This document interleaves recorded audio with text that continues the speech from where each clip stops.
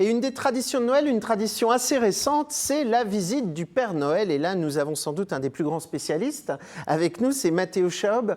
Pour votre collection de Père Noël, combien de pièces, rappelez-nous, vous avez? 2000 pièces, tous différents. Comment vous est venue l'idée de collectionner les Pères Noël? C'est pas vraiment une idée qui m'est venue parce que j'étais tout petit, j'avais pas tout à fait 3 ans. En fait, on avait juste un Père Noël à la maison pour la décoration, comme beaucoup de gens d'ailleurs. Et tout simplement, je l'ai fait tomber et je l'ai cassé. Et ça m'a tellement marqué, je dis toujours, c'est comme le petit garçon qui casse son camion de pompier en fait. Ça m'a tellement marqué que j'ai voulu en avoir d'autres pour remplacer un peu ce Père Noël que j'avais cassé, qui me manquait. Et du coup, ma mamie m'a prêté le sien. Quand j'allais chez elle, un jour, elle m'a dit emmène-le, et ça a fait le déclic. Le jour, elle m'a dit emmène-le à la maison, ça a fait le déclic. Il y en a eu 1, 2, 3, 4 et maintenant 2000. Alors, le Père Noël, il vit à la frontière du cercle polaire, donc normalement, on ne le voit qu'une fois par an. Vos Pères Noël, eux, le reste de l'année, ils vivent où?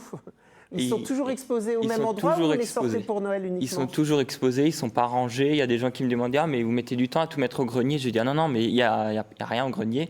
Ils restent tous exposés. J'en profite toute l'année, j'en achète toute l'année. Je les montre toute l'année s'il y a des gens qui veulent les voir. Alors, dans l'oreillette, je dois vous l'avouer, les filles sont en train de me dire « Et qui c'est qui fait la poussière? Est-ce que c'est maman ou est-ce que c'est lui qui range ta chambre ?» C'est ni maman ni la copine, c'est moi qui fais la poussière. De toute façon, il n'y a que moi qui a le droit d'y toucher, donc c'est vite... C'est vite réglé. J'ai fait un effort pour vous laisser les mettre en place d'ailleurs avant. Alors, Ah ouais, c'est une véritable souffrance si je les manipule. Mais c'est sûr que c'est des pièces... j'y tiens, donc c'est normal que je laisse pas tout le monde y toucher. Quelles sont les pièces les plus exceptionnelles que vous ayez? J'ai pas vraiment de pièces exceptionnelles. En tout cas, point de vue sentimental, je tiens à tous autant. Il y a un marché du Père Noël, parce que c'est vrai qu'on parle des collections de disques, voilà, il y a des bourses, il y a des prix qui s'envolent. Est-ce que vous êtes nombreux à collectionner les Pères Noël? Est-ce qu'il y a un marché de la collection de Père Noël? Alors, je suis pas le seul qui collectionne les Pères Noël, et heureusement, on a un petit groupe...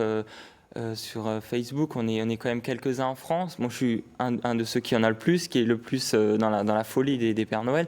Malheureusement, il n'y a pas de bourse, c'est pas vraiment une collection reconnue comme les timbres, comme vous. Mais alors, comment vous faites justement pour l'enrichir, cette collection? Parce que ça doit être de plus en plus difficile de trouver une nouvelle pièce. C'est sûr que maintenant que j'en ai 2000, il y en a de plus en plus que je retrouve les mêmes maintenant, c'est sûr.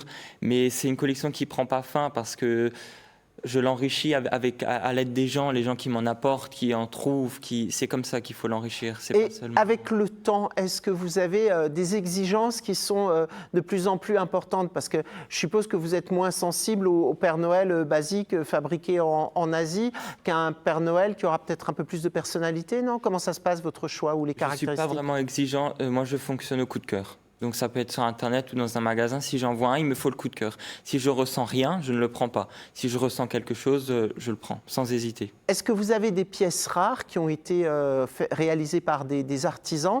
Il y a des pièces qui coûtent très cher ou est-ce que c'est plutôt les grandes surfaces ou les... C'est un peu de tout. Il y a énormément de grandes surfaces, c'est sûr, mais il y en a aussi que j'ai trouvé, oui, qui c'est du fait main ou ça vient d'autres pays, c'est de tout. Est-ce qu'il vous arrive parfois de faire une folie et de craquer sur un Père Noël qui coûte très cher ou de faire un long trajet pour aller chercher un Père Noël? Bien sûr. Point de vue argent, effectivement, il m'est arrivé d'économiser longtemps pour me payer un Père Noël que j'avais vu. Ça peut coûter jusqu'à combien un Père Noël?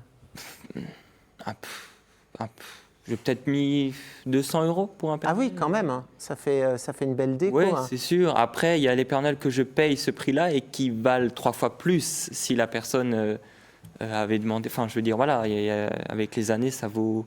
Ah oui, ça augmente. C'est comme les collections de timbres un peu. Oui, hein. certains Père Noël, oui, bien sûr. Sauf que ça prend quand même un peu plus de place.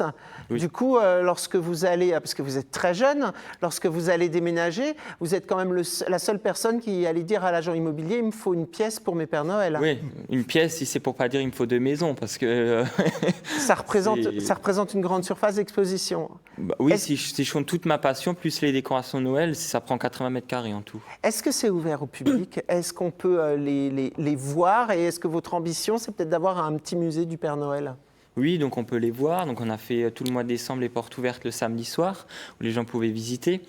Et mon rêve, ça serait effectivement d'avoir un jour un vrai musée, le vrai musée du Père Noël pour les faire partager, quoi. Est-ce que vous avez une page Facebook, les réseaux sociaux où on peut vous joindre? Ma page Facebook à mon nom, Chao Matteo, oui, où il y a juste simplement les photos, quoi, de ma collection, oui.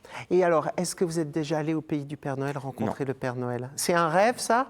Sachant que vous ne pourrez pas le ramener dans votre local, on est d'accord? C'est un rêve, oui et non, parce que quand on me pose la question, c'est pas vraiment le Père Noël, la figure du Père Noël en chair humaine, entre guillemets, qui m'a beaucoup intéressé, c'est vraiment l'objet. Je suis vraiment à la limite d'un amour pour l'objet du Père Noël. En tous les cas, cette collection est magnifique. Et Dieu sait que d'habitude, je trouve ces choses un peu kitsch, mais là, je dois avouer que c'est très, très beau. Merci en tous les cas d'être venu partager cela avec nous autour de notre stam.